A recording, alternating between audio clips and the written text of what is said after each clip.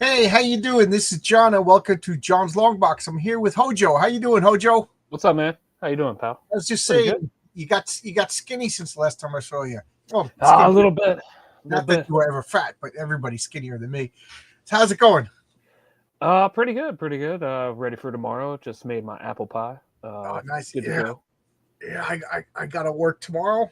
You know, so I had plans to go to my sister's house for Thanksgiving, but they gave me, you know, somebody's got to maintain the generators. You know what I mean? And it's a nice.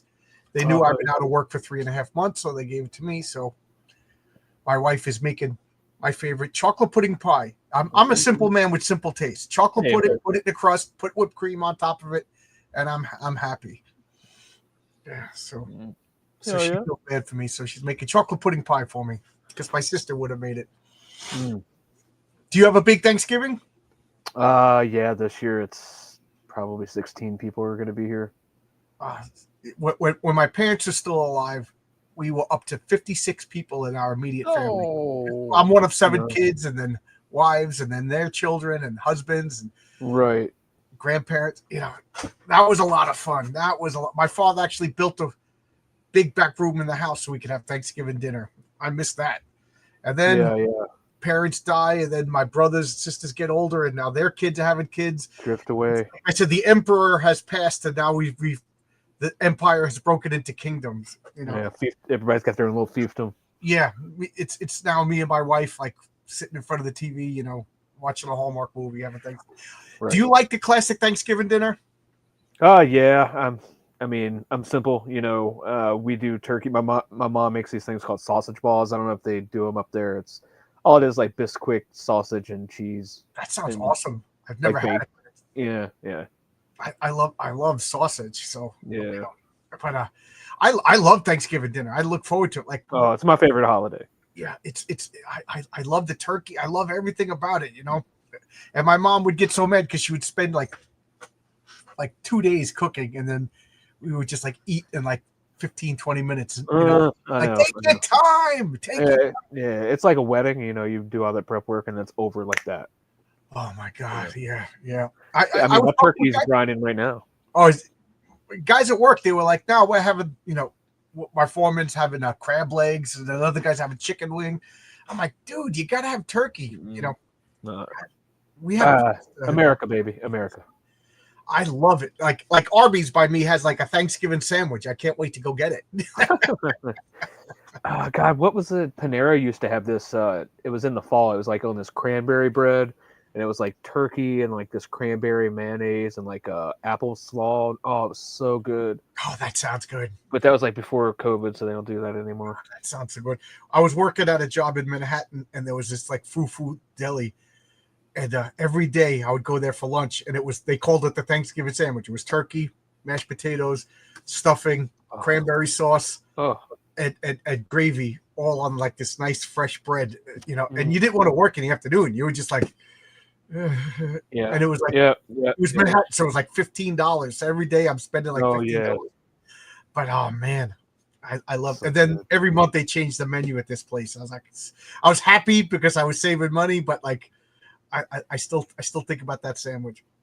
Yeah, but I remember my mother getting up at like God before the sun came up. Like to start making the turkey and all that. But like my turkey's done in like 3 4 hours tops. I'm done. I remember I was dating a girl in college, and we went to she I went to college in Albuquerque, and she lived in Colorado, so we went to her house rather than New York's because literally for 2 years I would go to Denny's on Thanksgiving. So I went to her house, and they were making dinner, and I'm just and I always like to cook, and and I was cooking in restaurants to put myself through school. So they're making dinner, and then I'm like, "Do you need help? Do you need help?" I'm like, "No, you're a guest. You're a guest." And then they made the turkey. They took the turkey out. They were about to throw out all the drippings and stuff. I said, "What are you doing?" I know. What are you And doing? she's opening up a jar of gravy. I go, "What are you doing?" She goes, "What do you mean?" I go, "Give me that pan." I take the flour. I start making. They Oh thought I was a yeah, yeah. wizard. Oh Like yeah, I'm like, yeah, this is what yeah. gravy is. Oh yeah, I make my gravy. Yeah, I make the gravy too. Like after the turkey's done. Yeah, no doubt. Yeah. I was like, what are you guys doing? Colorado people. No offense to anybody who Colorado. What state do you live in? You don't have to dox yourself. I'm just. Oh, I live in Virginia. I got a PO box. I don't care. Okay, okay. You live in Yeah, Virginia. I was yeah, wondering. yeah. Yeah, so You you know, got the first colony and all that. No big deal. yeah, yeah. Yeah. So we do it up, man. Like mac and cheese. We're I guess white. So all that stuff. Nothing weird. Nothing. No fruit in the stuffing. It's just stuffing. It's just I like this. I like my mom used. Yeah, she used to literally stuff the turkey. You know, she didn't. My mom didn't do anything by half measures. yeah. I put vegetables in the bird in the inside, and that use all the drippings from all that, and that's Making that's me the, hungry. that's the gravy. I know, man. Sorry. Uh, It's okay. It's okay. I'm gonna eat right after this. Did did do you ever have deep fried turkey? I did when I was stationed in Georgia. Like I was in training for Georgia. How'd you like Uh, it? it was all right. It's good. Yeah, not bad.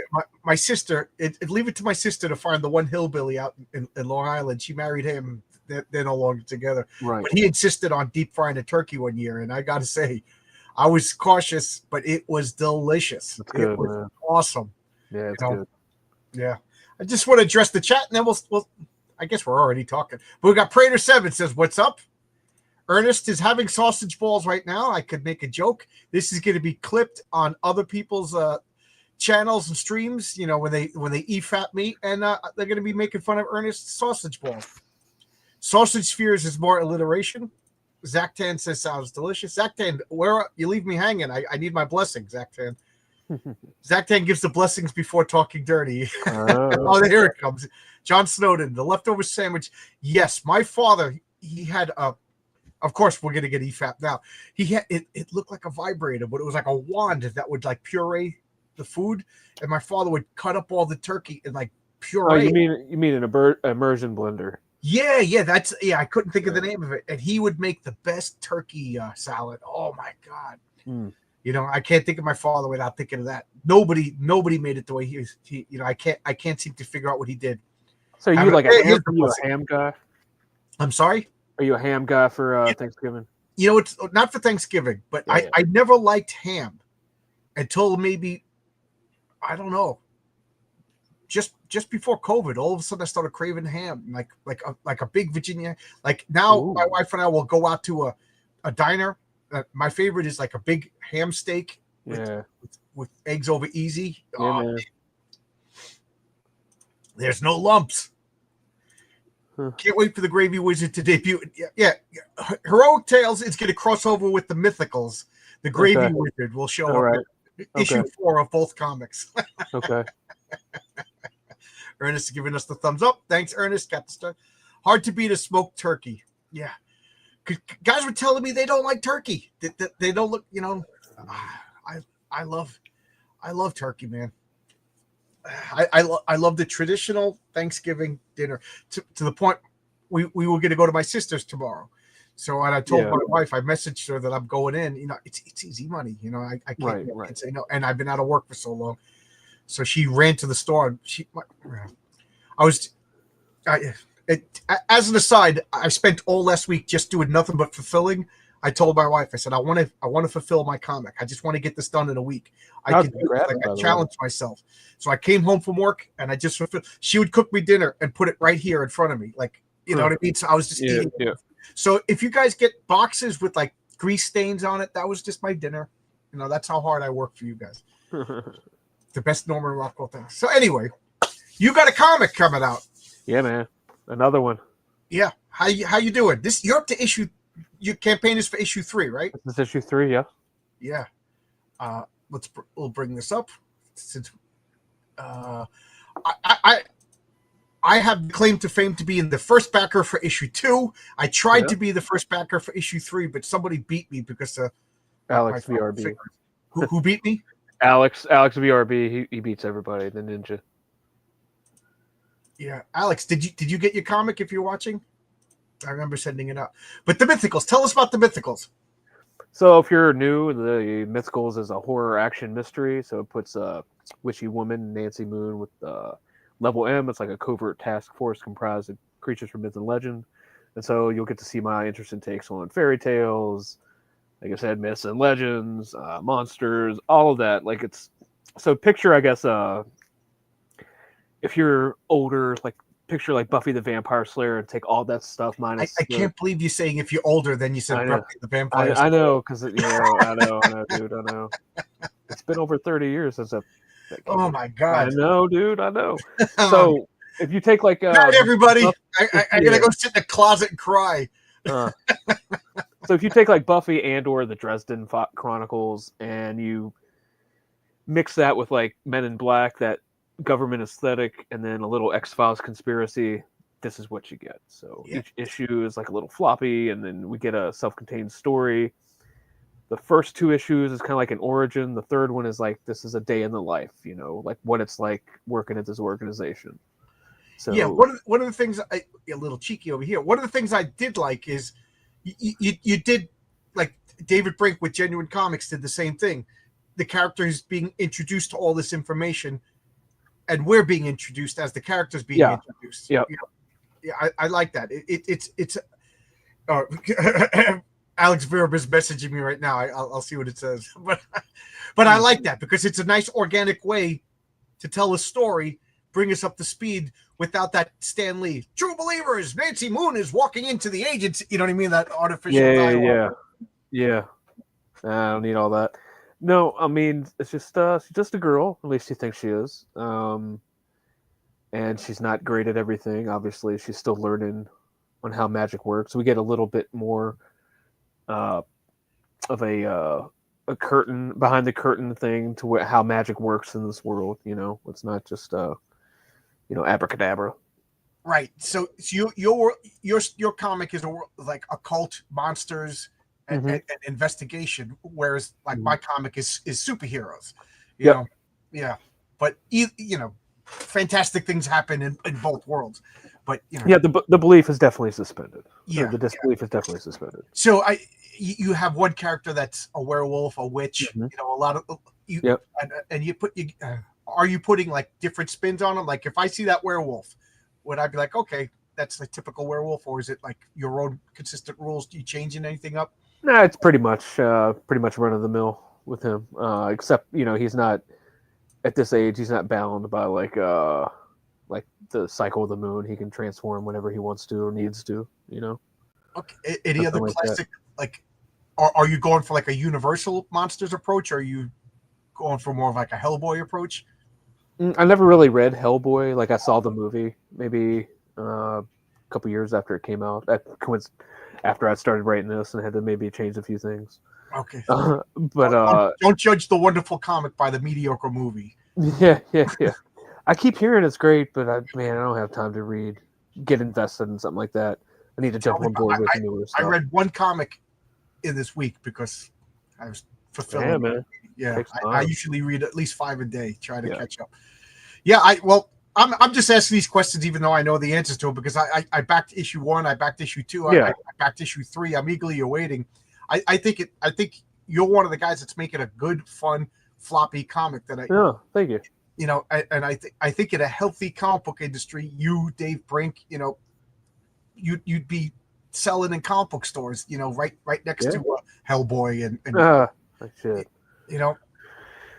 Well, that's the dream, the one day get out there and have a lot of people have that much faith in the product and the idea that people want to go out there and see it and spread the word. I'm gonna play your trailer. I always ask, like, there's no nudity, there's no like copyright music or anything. No, well, it is like Russia claims it. You know how Russia always does that. They'll copyright claim, and you always have to dispute it. And they're like, oh my God. It's funny that you said that. Every video gets claimed by some Indian company. So I mean, if you want to play it, I'll play. It doesn't matter. I'm getting claimed by this Indian company whether you play that I play this or not. I have to dispute every freaking video, and I just get mad that they allow it, Yep. What am I doing? Okay, let's make this big. Let's make this big and play.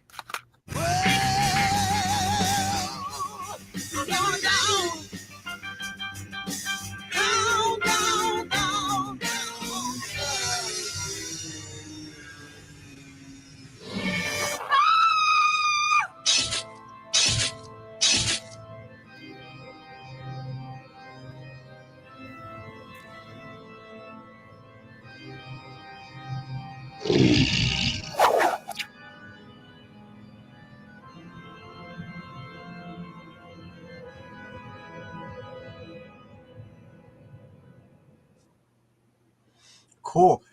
Yeah. What did I just do now? Hit the wrong button again. Yeah.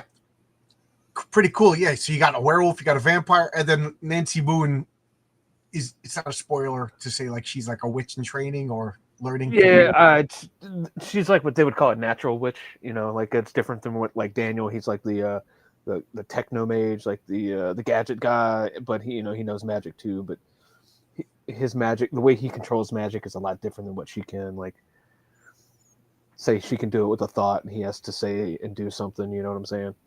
He has to really concentrate. For her, it's just effortless.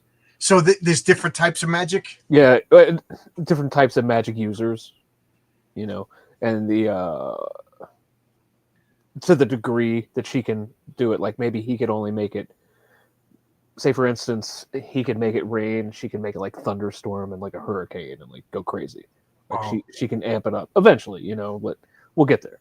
So they have like different like portfolios of magic as the old second edition D&D used to. Which now I got to ask: Are you inspired by Dungeons & Dragons? No, I've never played a day in my life. Oh, you never played? No. I got a friend of mine tried to get me into it, but I guess it caught me on a bad day, and I was like, I'm gonna go outside. Probably made a smart choice. Yeah. This is what happens. You become a bearded old man in your own basement. Hey, Pops is here. How you doing, Pops? Hey, what's up, man? Yeah. So, this is basically like a superhero adjacent comic, if you ask me, because it's like an agency solving crimes. But instead of capes and laser vision, it's fangs, blood, the full moon, and everything. Right. Yeah. So it's got that veneer, that superhero veneer. We don't have costumes. Eventually, everybody's gonna get a cool little, like I kind of want to do, like how the Avengers had the leather jacket era. Oh, do something like that. Everybody get like a cool little jacket or something. Jacket, big pockets. Yeah. pouches. That's Well, have you read issue 2? There is a joke in there where Lucas is trying to look for the trinket. He's like, "Oh my God, where is it? Which pouch is it in?" He's like, "If the kids saw this, they would really laugh at me." Is there an overarching story? Like, are you leading somewhere? Yeah, this whole thing. Like, after you read issue 3, you're gonna see that all 3 of these are connected. You don't necessarily have to read the previous couple issues to get caught up, because we're going to be in that moment where you're going to know it's going to be organic, where you're going to find those things out. But the people who've read it are going to be like, "Oh, damn!"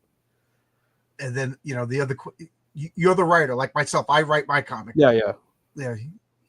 Is this the same team? We had to change pencilers again because the guy from issue 2 left to do the Superman like tie-in comic for Todd McFarlane's figures that DC licensed him. Yeah, so. I don't think it's any shame saying that your pencil is going to work for Todd McFarlane. Yeah, well, one of them. He's working for either DC or Todd. Either way, couldn't fit the schedule, so I went back to my short list on a guy who was already on it. He was familiar with the characters and he had already drawn them before and knew what we were going for. Knew what the book had read issue 1 already. I gave him issue 2, and he's like, "All right, let's do it." Well, I like this. To me, this looks like classic comic book art. Yeah, he's got that. He's kind of got like a John Byrne flair to him. Yeah, it's this looks to me like early 90s, before what we know as the 90s, Marvel and DC. Yeah, I know exactly what you're talking about. Before they shattered the Necron crystal. Like I could picture like Chuck Dixon and Batman era. I really like it because that's the aesthetic that I'm going for in my comics. So of course this is just like speaking to me on all levels. I really dig. I am a big fan of your comic. I talk about it, whenever I can. Whenever people ask me about comics, I always direct them to this. Thanks, man. Yeah. I really, really am a big fan. And now, in we got some cheeky over here. Is it R-rated? This is firmly in the PG-13. Yeah. Again, I already know these answers, but yeah. I mean, we're not going any hard. We're doing 80s, 90s PG-13. PG-13 now is like G-rated. You know what I mean? Because right now, Renzo, my artist, Renzo Rodriguez, there's like, I'm writing a comic about a husband and wife who love each other very much and have 7 kids. So they wake up in the morning. You know what I mean? There's a little bit of a sexiness, but nothing overt. Right. So I nothing that you wouldn't see on a regular ABC, NBC, CBS night. You know what I mean? I you know, again, I think like all ages is probably the best way to go for comics. But I dig your color. Who's your colorist? Same guy, Diego Albuquerque. Yeah, we've Same guys, your artist, it's or the same same colorist? and it's the same band from issue 1 to issue 3. We're just changing lead guitarists. Oh, okay, okay. So, and let's look at your campaign. No, I can't even speak today. I apologize. $10? You charging $10? I know, crazy, huh? No, well, I'm doing the same thing because I again, I'm not speaking for you. I'm only speaking for myself. But I just feel like it's a big ask to ask people to pay $25 plus shipping for a comic book. You know what I mean? So I did $10 too, and I think I did pretty good. It's that shipping, man. It's if you didn't have to, people wouldn't mind paying it. Like if I didn't have to charge people shipping, it would be if I right. It'd If be like you just paid $9.99. $10 and got this comic, yeah, it's the shipping. And yeah. I got talked into, and now I realize that they were right of doing a digital tier because I had a couple. The digital tier did pretty well in Europe. Yeah. But oh yeah, them cats in Iceland don't like to pay for that shipping. You know what I mean? Canada, so. Canada's the worst. Guys, you got to do something about that government in Canada. It cost me the same amount of money. I'm in here in New York to ship something to Canada. It cost me the same amount of money to ship something to New Zealand. That's not right. Dude. I know. That's not right. So I don't know. My wife is from Canada. I like going to Canada. You guys got to fix things. You guys got to fix. Yeah, but $10 plus shipping, and I made the shipping way back. When did I start build my campaign? What's before July? June. So back in June, I picked the shipping date, and everything went up since then. Yeah. So, but I what do you want me to do? It's just one of those things. So yeah, so long story short, I'm amazed. $10 plus shipping. That's a great deal. And then $20 2 covers. Oh, let's talk about this cover. Yep. I want to talk. Is there a close up of this cover down here? Yeah, it should be down there. Yeah, look at that cover. Right there. That is cool. That's I could just picture that on a comic book, like going in on a Wednesday to my comic book store and seeing that cover. That would catch my eye. Absolutely. Yeah. Especially when Dan Kemp from Spawn colored it. Oh, really? Yeah. Fuck yeah, dude. Hell yeah. Sorry, didn't want to curse. Desper Rodrigo. Lyrico and Albuquerque. So Desperate, we know this guy. That's you. You're the writer. That's me. Yeah. And you came up with this concept. This is your baby. This cover. No, the whole. Oh, all of it. Oh yeah, all it's me. All of it. So when did you come up with the mythicals? Oh shit. The bare bones of it probably like 2004. When I was out on patrol in the army, we're overseas, and it's like, it'd be cool if it's like a team of monsters to go in here and kick the shit out of some terrorists, and then started reworking things. Like obviously you couldn't just keep going with a comic book as a military, overseas unit. So I decided to make like international. And, I was like, oh, what about like a Black Ops unit? And then and kept going on. And then I was with the dude over there, and he started doing some concepts. Like he started drawing some stuff, character designs, and we got about a 5-page preview together. And he said, a guy you were in the military with? Yeah. And he got some Bristol boards sent over there, and he's like, all right, we're going to do this, and we're going to take 5 pages when we get back to CrossGen down in Tampa. And when we got back, they were out of business. They had just gone under. And I'm kind of glad, because I heard Mark Wade's a douchebag. So I didn't really want to. CrossGen came out when I was at like the poorest I've in my whole life. That I missed everything by that company, and I've been going back and buying old back issue. Excellent. Everything that came out of CrossGen so far has been excellent. Yeah. I bought a full run of Roos, and now I can't read it because it was written by Mark Wade. Yeah. But I'll read it Sojourn and stuff like that, and all the Chuck Dixon Way of the Rat. Like Way of the Rat. Yeah, I was gonna say Way of the Rat. Yeah, I like that. Brave. And so like I felt like this book, like as it was then, might not have, like it could have fit in there, but this is more like I would say like a Vertigo Image type deal back then. So, but everybody criticizes Image. Like the art was fire and there were so many delays, but the stories weren't there. I'll So bring up. this is possible to marry that kind of art style and the dynamic, you know, the dynamicism. It's not even a word. Um, of the '90s, and then pair it with great storytelling. Yeah, That's my I'm one of the harshest critics of Image Comics. I think what do they have, like 18, 19-year-old guys, except for Todd McFarlane, like making comics, and the stories weren't that good. But you can't deny that they made an impact. But uh, I was 10 years old when that happened, dude. Changed everything yeah, because I was just starting to like, oh man, look at all these comics. Like, oh my god, Spider-Man. Todd was on Spider-Man.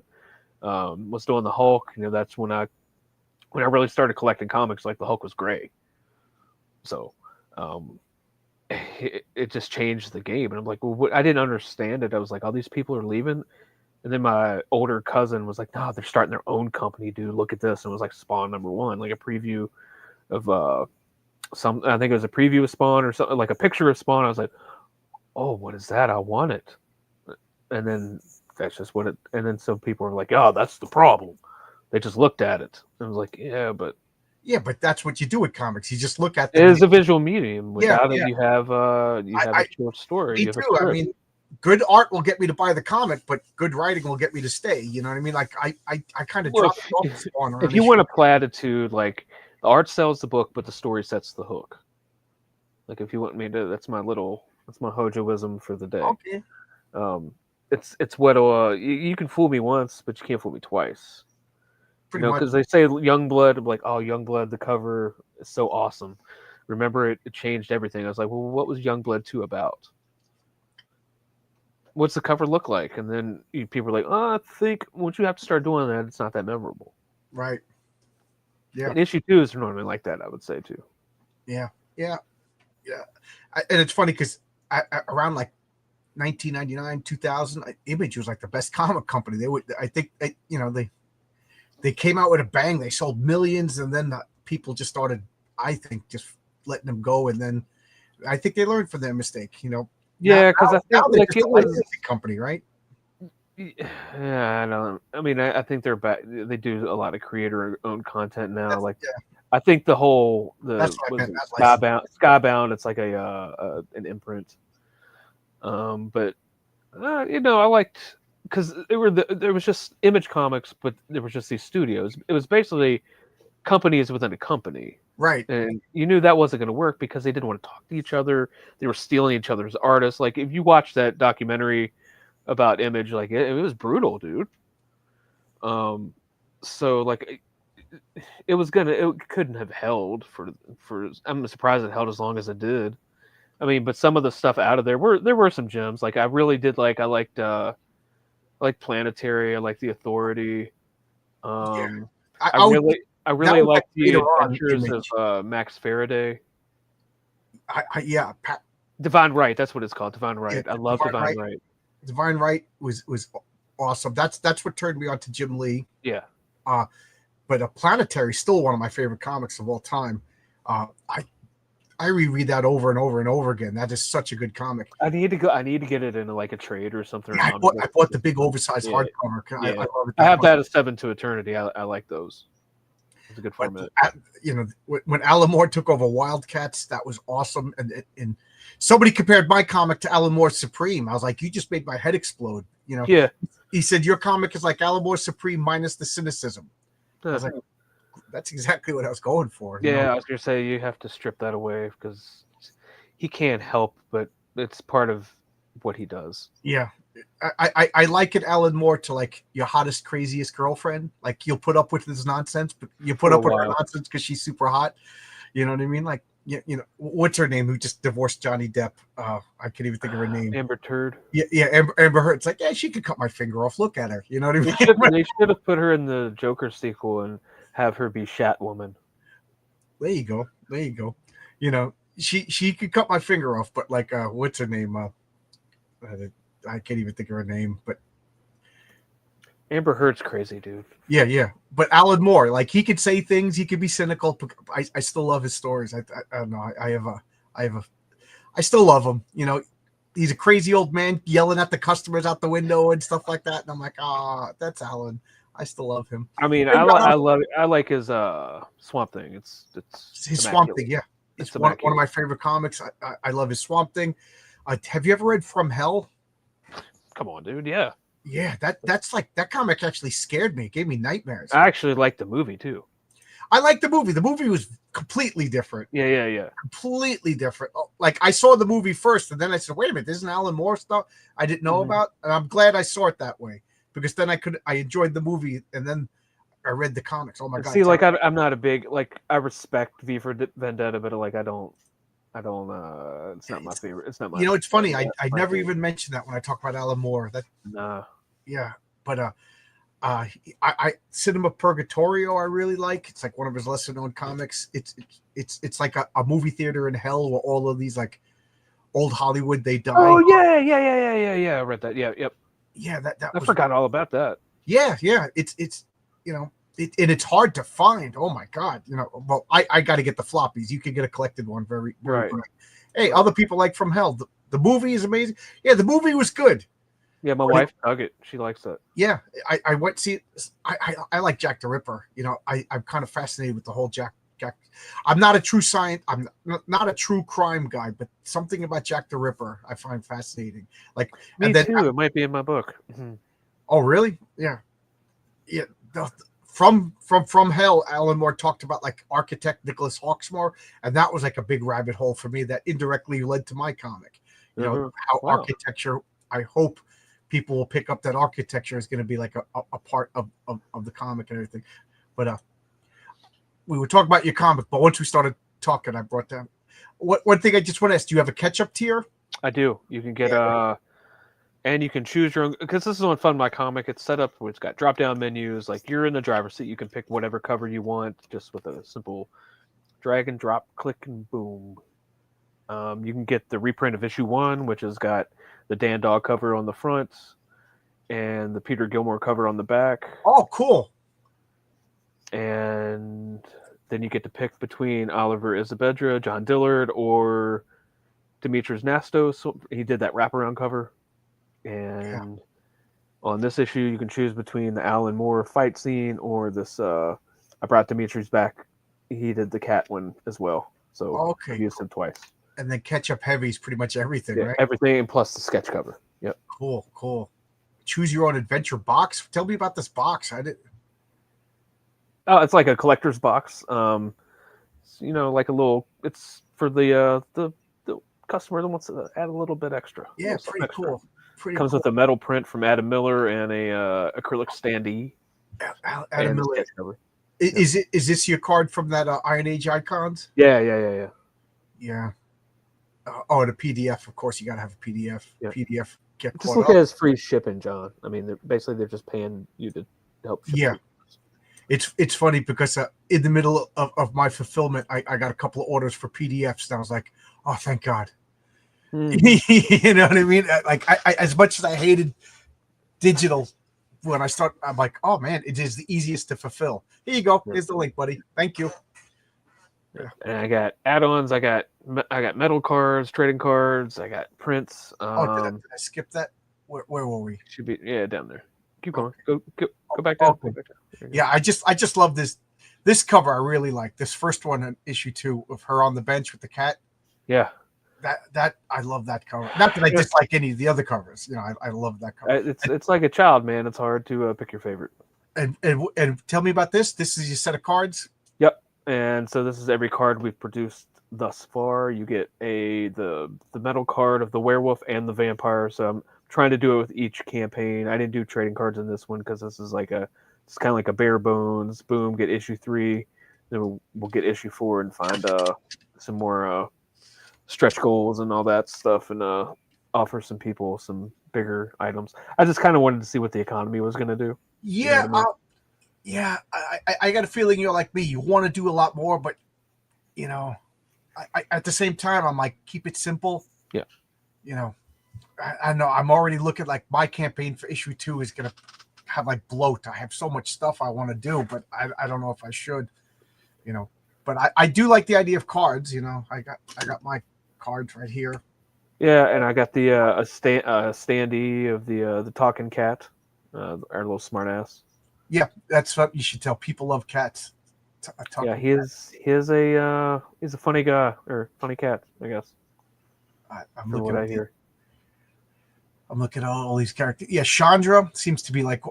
I wonder why she seems to be pretty popular. For those of you who don't know what I'm talking about, the blue lady over here. Yeah, she's I guess kind of like the rogue character, the sex pot, the grifter type deal. Yeah. And you kind of feel sorry for her because after like 5,000-6,000 years, she doesn't really have a personality of her own. So each decade she changes. It's kind of like Cher, but like the ancient version of it. Every decade's different. She doesn't know who she is anymore. It would. Oh, yeah. South River Studios. Yeah, that's me. Yep, and 6 a.m. Chibi sticker. 6 a.m. I've been seeing that for so long. And I didn't realize that was the artist's name. I was like 6 a.m. Yeah. So I thought it was. I didn't know what it was. I thought it was like a sticker company, and I was looking. I'm like, oh, it's a person. People love these Chibi 6 a.m. stickers. Oh yeah, that's certified stuff. And here we got Chandra and the werewolf. I love that, man. So that prints a stretch goal once we hit 5K. Look at that. That is awesome. You're gonna tell me if you saw that in a comic book store, that wouldn't catch your eye, and sell copies. That is awesome. I love that. That is so good. And then he classified. So this is a secret stretch goal. Yeah, we'll see. We'll see how we get there. Work in progress. Look at this. You must hate women.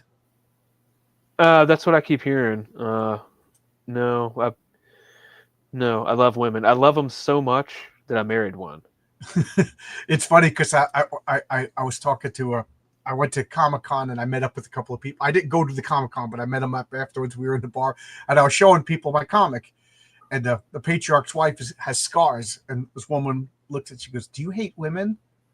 I go, so at this point, I just went, "Yes, I do." And she just like backed away from me.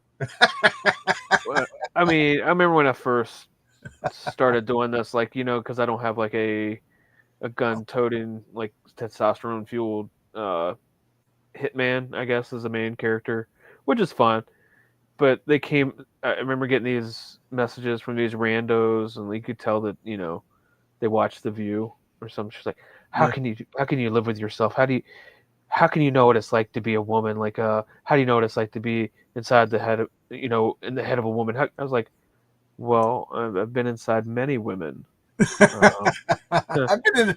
That's a good answer. And they don't usually message back. So I haven't had that yet.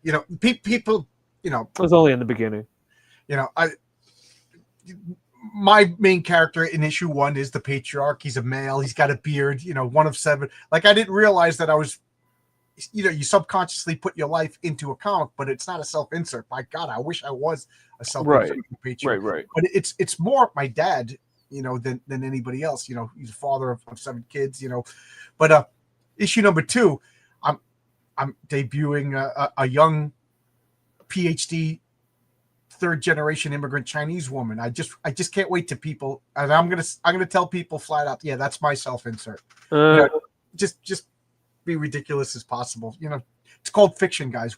We're allowed to make up other characters. You know what I mean? It's true. Just like actors are allowed to not be evil Jedi masters or whatever. You know what I mean? They're allowed to pretend. As long as I had a writing professor, Mr. Torres, in college. And it's funny because we were talking about just this stuff, like, what are you allowed to write? And this one girl's like, well, how do you know how to write women? And blah, blah, blah, blah. And Mr. Torres goes, have you read my novels? He goes, I got 3 novels out. And everybody was quiet. I didn't know he had novels out. And he goes, what do you think I write about? He goes, guess. Anybody? And everybody's being quiet. He writes about Irish immigrants during the Civil War. Mm-hmm. And he's a guy from Mexico. He goes, that's what I want to write. He goes, but I do the research. Yep. He goes, and my wife, she's from England, which surprised me because, expectation, but she writes about Aztec culture. You know what I mean? And he's like, Nobody cares. He goes, and she goes, you're writing. He goes, you want to write about whatever you want to write about. Nobody owns any topic. He goes, just do your research. So your main character is a woman. You know. So for your research, I know this. You dress up as a woman and you go hang out in bars. I know this. Yeah.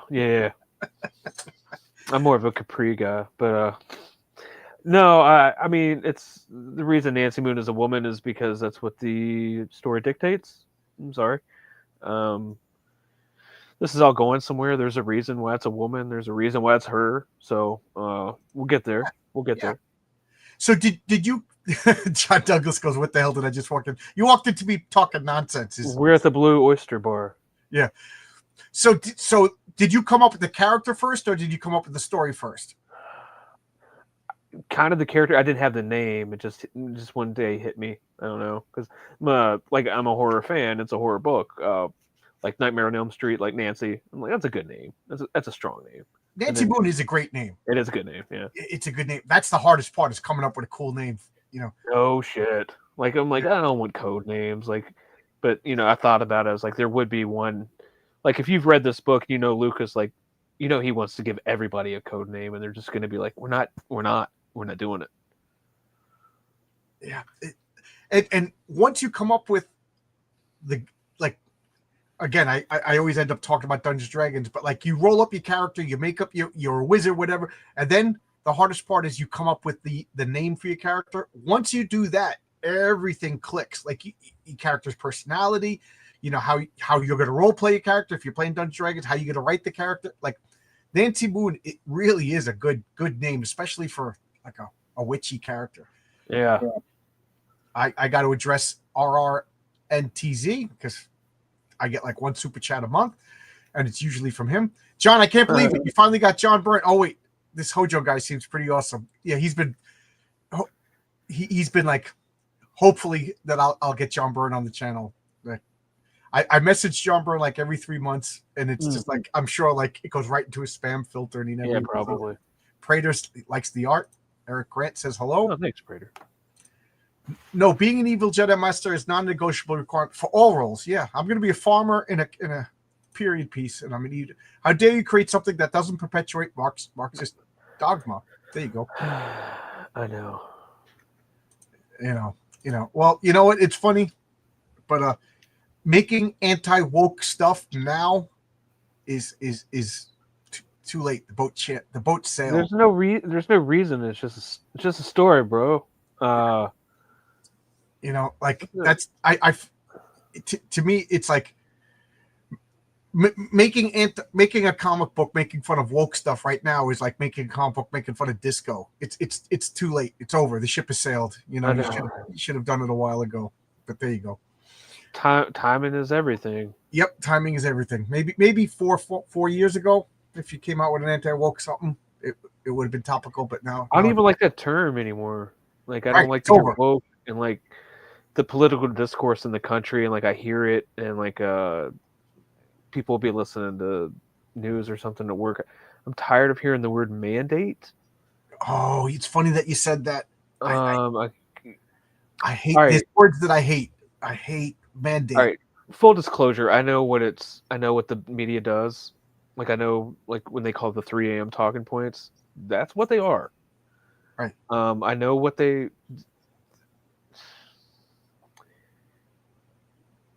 phrasing and buzzword. What they call a buzzword. Why do you think they're called a buzzword? It's because they're generated. They're and all of a sudden, everybody started using the word sustainable at the same time. Yeah.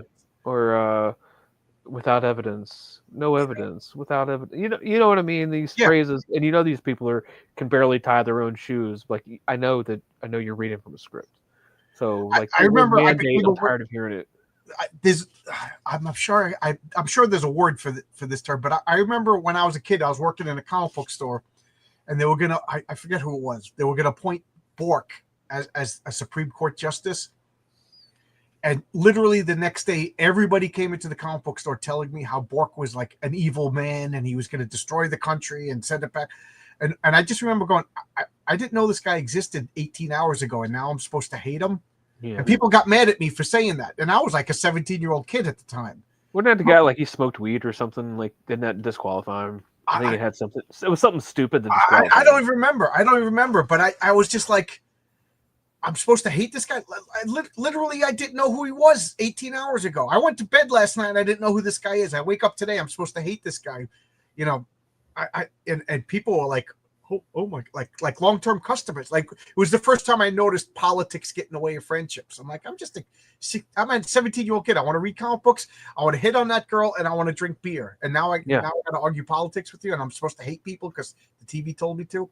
But Nah, bro. does anybody know the term that I'm looking for? Since I crashed my car, I can't remember words. but anyway, we're going off on a political tirade here. So, do you have a magical system like in your mind that you will reveal, or is this like you're winging it? Like Doctor Strange, Stan Lee didn't create a magic system. He just said the wounds of Vopar or whatever. You know what I mean? But do you have a system that you're revealing slowly? Oh, I mean, revealing slowly, yeah, but it's all locked down. Like, I mean, this issue specifically in regards to magic will explain a lot. Especially her little, what you would say, hiccups over the past 2 issues. Like almost like the mutant power when it manifests, you can't control it. You have to learn like this. It's already manifest. She's had her what they call her awakening. Now she's either gonna have to learn how to control the fire, or it's gonna burn out. And it's not a euphemism. That's not a figure of speech. It's everything. Like you need to figure this out, or you're done. Like because there's a reason there are no other natural witches around. Okay. They don't last very long. You mentioned the Dresden Files. You're a fan of the Dresden Files? Never read it, but it keeps getting compared to them. Oh, okay. I love the Dresden Files. And that's a guy. The magic in his books might as well be mutants. You know what I mean? Like they're born into it and like they concentrate and it's to me like a wizard, whatever. But like, and then in Harry Potter, it's like you have to have special blood to be a wizard, and then kind of like that. There is certain breeding that's gone on, like to create more powerful magicians, so to speak. Okay. Like our resident musician Daniel, the one who's teaching her, his last name is a school. He's the typical rich kid, affluent, but he's a punk rocker. Like he doesn't want anything to do with, like he's English and he's British. English. He doesn't like any of that shit. Like he shows up to like with an anarchy shirt and ripped jeans, and he doesn't care. Okay, all right. So, like, could in your world, like, say I transported myself to could I become a magic user, or you have to be born into it? If you got it, I guess it would be like the Jedi. Like you have to have that little bit. It can be adapted and grown and harnessed. But there's some going to be more talented than others. Sure. Okay. I got to say that. And then I guess there would be. I'm sorry. I guess there would be some that just can't do it. Like I'm sure Lucas is one of those people who's like, yeah, I can't do this shit. This is fucking lame. Yeah, I liked they had a Fantastic Four story. I think it was a Mark Waid story actually, where Reed Richards was trying to learn magic so he could do something to Doctor Doom. He can't wrap his head around it. Yeah, it was too science based. He couldn't. Yeah, I got to say, Zach Pan really got me with this because I didn't realize what he was doing. I was reading it while you were talking, but he's using all the buzzwords in the sentence. Yeah, to basically talk. Just be reality based. Sometimes a polemic is needed for the most part, but the truth, excellence is not. I was like, "What are you talking?" Oh, okay, you got me. But yes, that you just that was like CNBC or whatever. Just like every person just talking. It sounds intelligent. But it means nothing. Didn't Lee create the hoary host of Hogwarts? What Lee did was he made up nonsense words that sounded cool, but believe it or not, now her name is that guy had a talent for alliteration, man. Right. He just he was making up all those monster names in the 50s and early 60s, and then Cat Ironwood. She was like a 16-year-old girl in the 60s. She was a super fan of Doctor Strange, and she took all of these words that Ditko and Lee just threw out there and coalesced them and made them and she made like a spell book for Doctor Strange, Oh, and that's then cool. mailed it to Marvel and DC. Marvel and DC. She mailed it to Marvel, and Roy Thomas used it. He was like, "Okay, this It's like is a what source we." book. Yeah, that's Yeah, cool. so, That's cool. so she coalesced the bench, and she was just a fangirl. You know what I mean? Later on, she became, I think, one of the most important editors in all of comics. That Right. she was one of my first interviews. Believe it or not, I'm such a, and this is a woman who's a literal communist. You know what I mean? But we got Right. along because we talk comics. And see, Oh, that's wow, the thing. Jim, Like, fans care. Oh, way to go, John. yeah, Jim. this is the first time this ever happened. I didn't even know you could do this on my channel. Thank you so much, Jim. Thank you. And You I can love bet. that avatar. It looks like a mix between like a Warhammer Knight and Sauron. It's pretty cool. Yeah. Thank you, Jim. I don't know how to react because this never happened before. Thank you. Oh, there you go, Jim. Yeah, Jim. He's a guitar player. Oh, there you go. Yeah, I should. I got to get like little cool clips to play. Yeah. Whenever I get a super chat, I always want to. You remember Better Off Dead with the kid on the bicycle? Oh yeah. Yeah. Oh, it's an Optimus Prime statue. Okay, cool. Oh, okay. I see. I see it now. Okay, I see it now. Cool. Everything's Tolkien to me. Are you a Tolkien fan? Let's. Yeah, I like Lord of the Rings. No, but you didn't read the books. Yeah, I've read the books. Yeah. Okay. There's a big thing on Twitter right now that I had. It's the kind of argument that I like, But like, are you a fan if you don't like all the nerdy and little details of something? Like I'm into Lord of the Rings, so I want to know the genealogy of Bilbo and Frodo and their parents. I want to know what the Maya are. I want to know who the wizards are. Yeah. I love all that stuff. Now, what do you think? I don't want to a certain extent, maybe. Like with me, it was like in the movie, like how he made the was it the Urukai or whatever. I wanted to see like, well, what led to that? How did he make that thing that they found in the dirt? Like I wanted, like I'm big on origins, I guess you would say, something like that. But I don't need a whole family tree. I just want to know how we got here. Like that's when I was a kid. All I want, and I'm not a Star Wars fan at all, really. All I wanted to see was once I found out that Darth Vader was Luke's dad. How did that happen? Well, when was that fall from grace? When a Sith Lord loves the lady, he ignites his lightsaber. Yeah, like I wanted to see how that. I wanted to see that. That's all I cared about. But man, I talk about Star Wars. Star Wars came out when I was in third grade. Talk about like we were the younglings. Like me and my friends, we were like sitting in a circle and like talking philosophy. Like the Force means this and that. For years, guys, it was so much fun waiting this couple of years, and then The Empire Strikes Back came out and completely obliterated anything that we thought about. I know. I can only imagine what that was like. And then 3 years after that, you're like, really, dude? Teddy bears? But I remember like the big thing for after Empire Strikes Back was Yoda goes, there is another. And I was convinced that the other was Lando Calrissian. I was like, it's really? And then my friend's like, no, it's Leia. It's Leia. And then I'm like, no, it's him. No, he kissed him. He's not going to make out with his sister. You know what I mean? But he wasn't his sister at the time. You know what I mean? Well, here's the thing. I'll go back and like I can analyze it all. I'll put my analyst cap on. When in Return of the Jedi, because I just watched Return of the Jedi because that's the only one I'll show my kids.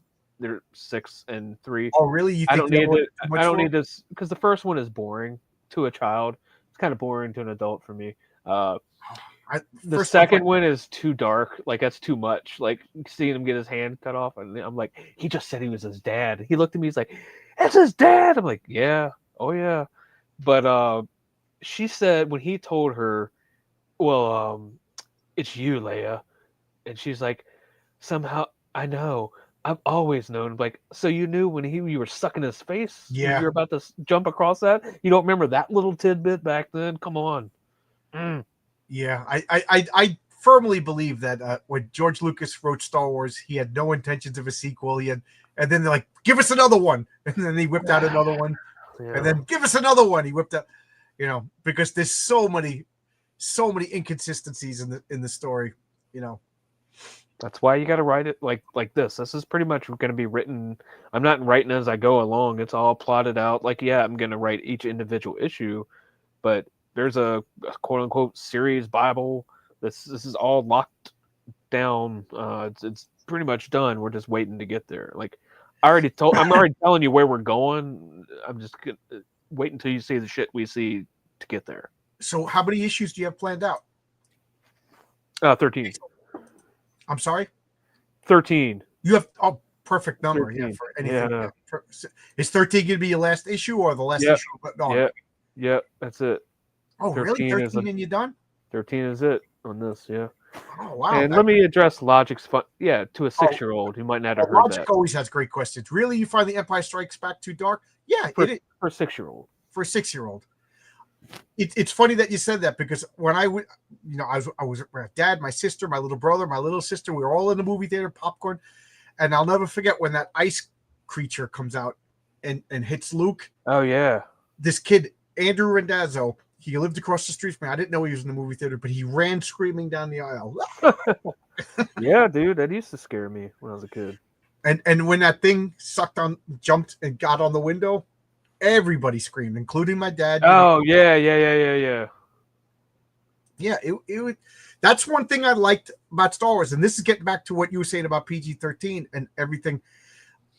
But Star Wars you find it boring. To me, the first Star Wars movie is the best one. I guess it's because the feelings that evoked when I was in third grade or whatever. Yeah, I can see that. But I love that movie so much. It wasn't pandering to kids. Yeah, everybody I guess that's the beginning of the journey, and it's like that with the Lord of the Rings trilogy. I kind of prefer the first one because that sets the tone. That's the beginning of the journey because these people are going to change so much. Well, there's only 3 Star Wars movies, so nothing else matters. Yeah. That's the way I look. Must have been an acid flashback in 1999. Then. Yeah, I don't even like the. That was my the sequels or whatever. What was it? Phantom Menace that came out my senior year of high school. So a lot of us skipped school to go that day. And I'm a Trek fan, and they were halfway through it. Some of my friends, I could tell they were not digging it. They were not liking it. He was like, "What the hell?" Like he was like, "Man, I'm stoned, and this Jamaican alien's getting on my damn nerves. What the hell is this shit?" And I'm like, talking all that shit. Oh, so you're a Star Trek fan? Oh yeah, baby. Yeah. The original series, Next Generation. What's yours? I stopped after I didn't even finish Enterprise the last season. Everybody was like, "Oh, the last season was so good." Yeah, but they fucked this season 3 up so much I didn't want to watch it anymore. I'm an original series Star Trek. I love the original series. Don't get me wrong. It comes on every night. My wife. That's the best way. Oh, I love it. Yeah, that's the best way to get my wife to leave the room. I just cut Star Trek on. I love Star and I remember when Next Generation came on, I was irrationally angry. I was like, how dare they? Because the original Star Trek series was such I had this golden rod shirt. Oh yeah, I know. I would take duct tape and I would make little Captain Kirk rank, and I would make it, and I would just walk around pretending I was Captain Kirk. I wasn't even playing with anybody, but in my head, I was Star Trek. I was exploring strange new world. I love Star Trek so much to the point where Captain Kirk is one of my top 5 favorite fictional characters of all time. Oh, he is one of the people who have shaped my personality, how I look at the world. Star Trek was in the Twilight Zone, and how I approach storytelling. Star Trek, the Twilight Zone, little David Lynch. I'm crazy. Yeah, I like David Lynch too. You're not crazy. No, I mean the way the stuff I'll put into my writing, because sometimes he's just like, you know what, screw it. Who's going to tell you no? Nobody's when you're writing these stories, nobody's gonna chop your hand off like Jamie Lannister. Write what you want. Well, the editor can tell you no. Even a guy like Tolkien, who had everything meticulously mapped out, invented 5 languages, he still threw in little curveballs. Nobody knows where Ungoliant or Tom Bombadil came from. You know what I mean? Even he's just I don't know. I was kind of mad that Tom Bombadil was left out of the the original Lord of the Rings. There's 2 types of Tolkien fans: people who love Tom Bombadil and people who hate Tom Bombadil. I love him. I love Tom Bombadil. Yeah, his jacket's blue and his boots are yellow. What else? What's not to like about him? Right. But Star Trek, I learned to like Next Generation, and I just can't get through Deep Space Nine. I know everybody, it's the greatest thing in the world, but I don't need to waste my. It is a chore. What Logic says, when I was 8, Empire Strikes came out. It was great. I can't. Yeah, everybody's different. Yeah, everybody's different. Star Wars was rated R. If Star Wars was rated, I read this long. If Star Wars was rated all along, what would have been different? Maybe more blood and action. Yeah, Star Wars was the original movie. I thought was just like art through adversary. George Lucas had to fight what he wanted, and other people fought against him, and they compromised, and it became a better product. Whereas the sequels, it was whatever George wanted, he got with no, that is the result of no criticism. The first Star Wars was it's a beautiful disaster. Right. It's almost it could have been bad, but what was his name? Gary Martin. I liked it the first time it was called John Carter or Princess of Mars. Well, that's my gripe with it because I went and read those books. I'm like, you know what? He just ripped off Princess of Mars. Right. Well, George Lucas wore it on. He'll tell you that it was the Lensman. It was Flash Gordon. It was Buck Rogers. Yeah. It was John Carter, and it was even Jack Kirby. He even said like, the Dark Side was inspiration for Darth Vader. I mean, like, yeah. I still love. I mean, we all pull from things we know. There are no original ideas anymore. Like, why do you think we all describe our books as a pastiche of something else when we have to give a 5-second pitch? Which I hate saying. Buffy the Vampire Slayer meets X-Files. Yeah. A little bit. No, I hate saying that, but you have to simple brain some of these people. Be like, it's like being a musician. Play what people know, and then you can start playing your solo stuff. Then you can throw in an original tune from time to time.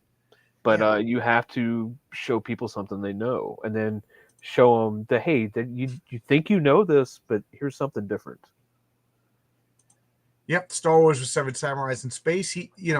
Even you could even see some shots match up. Yeah, I'll buy that actually. Yeah.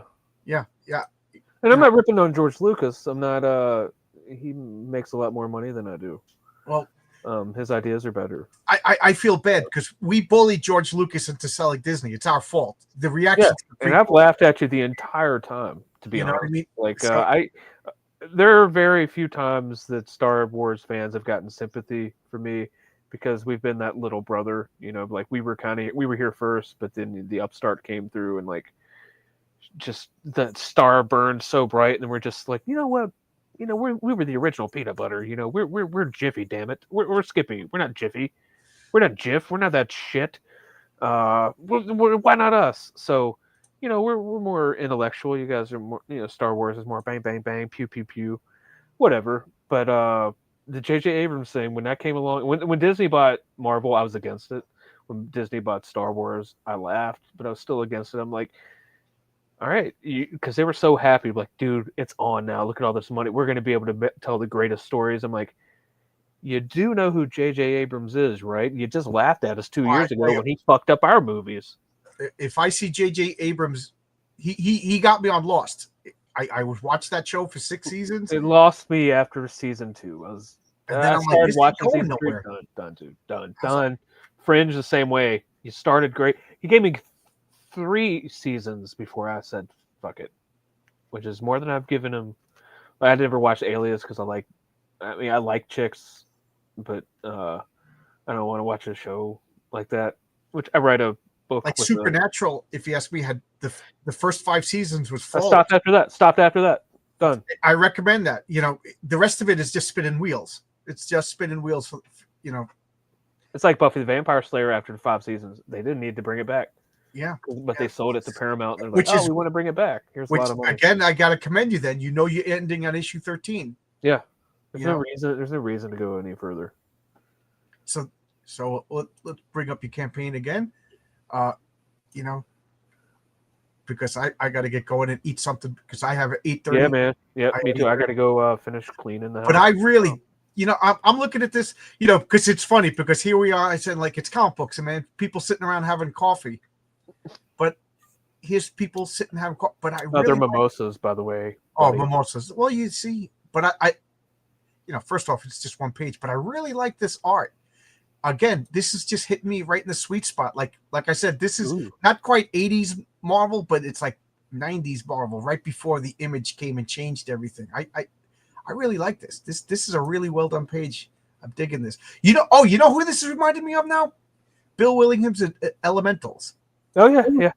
Oh God, I love Bill Oh, isn't Williams. that good? I know RRNT just his face just exploded when I mentioned that. That's his like favorite comic of all time. But I'm yeah, I'm going back and reading. I got a bunch of the collections fables from Ollie's. yeah. I just wish Bill Williams would draw comics again. Like I loved his Shadow Pact. I'm just a big fan. You know, I just dig this. You know, like you said, this is like the X-Men. You know how the X-Men would defeat Magneto, and then the next issue they're playing volleyball, and then and then the next issue is he's going into a onslaught or whatever. You know, so you said this is the day in the life setup character development issue. Yep. We get a case, a dead body.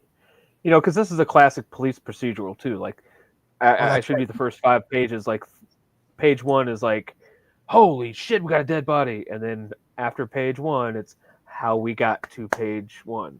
Oh, okay. And yeah, you know what I'm saying. And then we pick up halfway through in real time, and then finish the rest of the story. So it's a really I'm proud of this issue. I like this one. Oscar.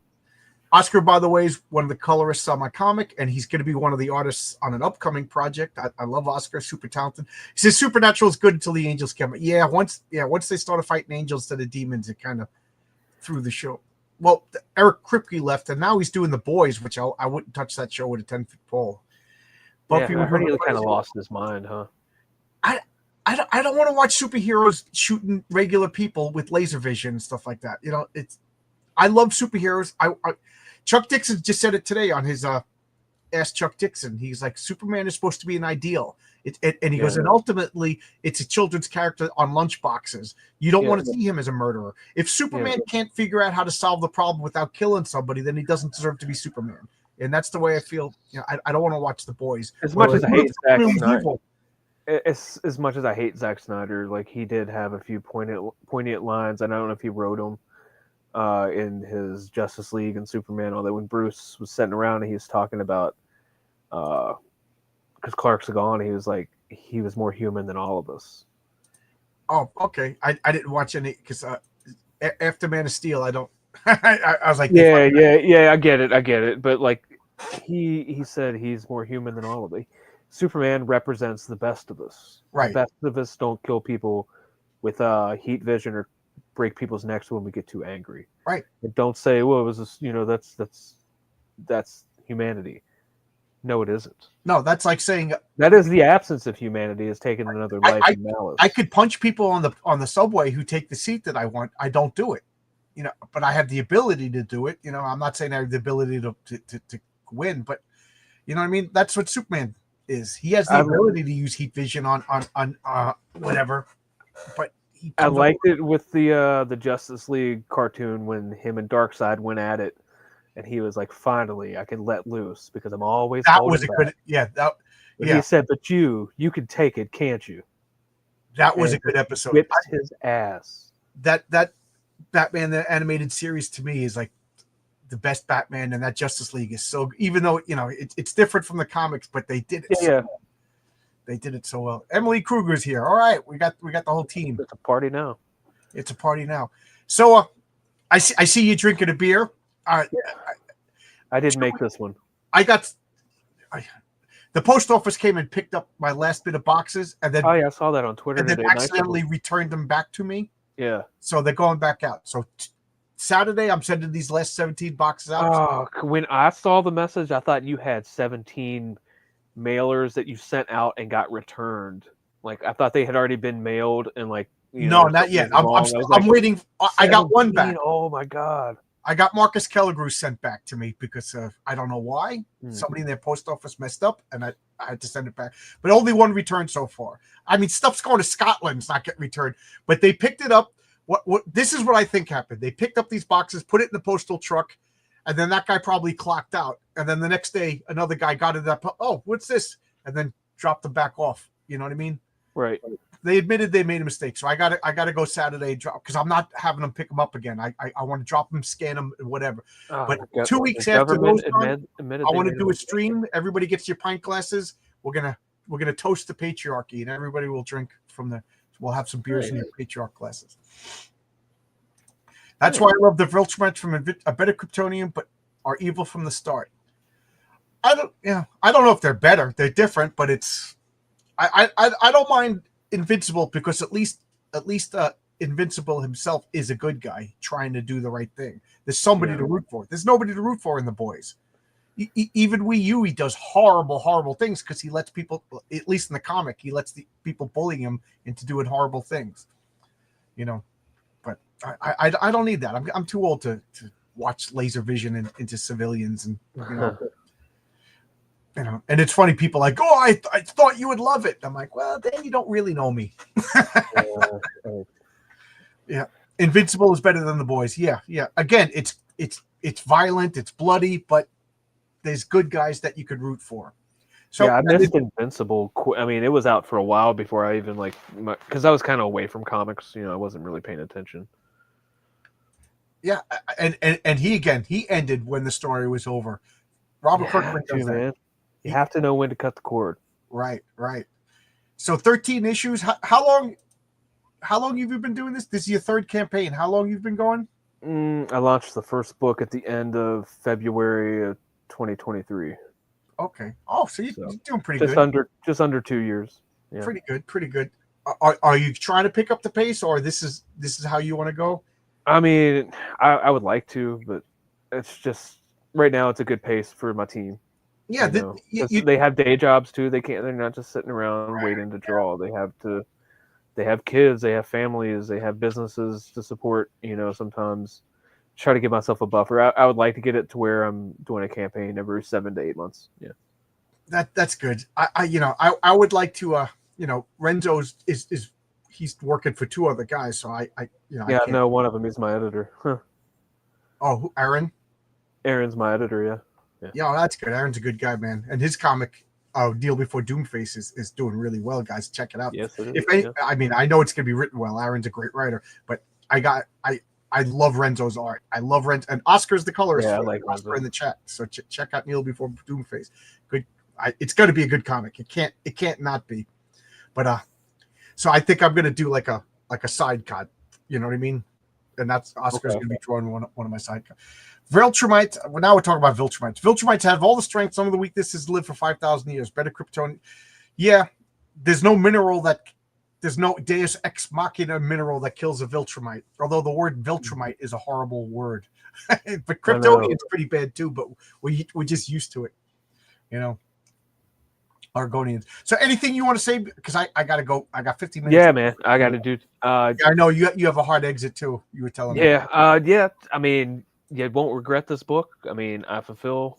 I even gave you 2 extra pages of story and dropped the price this time.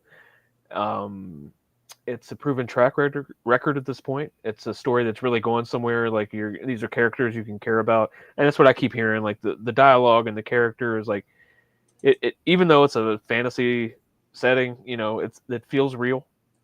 Yeah, these people feel real. And well, the best endorsement I could give is I backed this. I couldn't wait to back it. I got 1, 2, and 3, or I backed 3. I didn't get it yet, but you deliver on time. Your comics are professionally made. You got more going on than most people in our scene, and I don't mean that as a dig. I mean that as a positive thing for you. Yeah, I mean, I love doing this. I love making books. I love telling stories. I'm a fan too. I like reading books. I like to make something that I would have wanted to read. Like that's what it's all about, entertainment. This is a fun little read. It's not too serious. I'm not making a statement other than have fun. Yeah, it's relax. Comic book escapism. No politics. Value. There's value in this. Like I'm exchanging. You're giving me a little bit of money, and I'm going to take away some time, but replace that with something that's way more valuable. Yeah, it's a good, decent, fun comic. If you like comics, fun comics. I dig it. That's all I can say. But I guess we're gonna shut down now. Thanks a lot, everybody in the chat. At 8:30 here, I'm gonna have RJ from the Fourth Age, and then Tonic Bowl from Saving the World, and we're gonna do comic book team up. You never know what you're gonna expect with Tonic Bowl. You just say hello to him, and he's off in his own dimension. So this will be funny. All right. Thanks a lot, Hojo. Good luck with this, man. I can't wait to get my issue. Bye-bye. All right. See ya.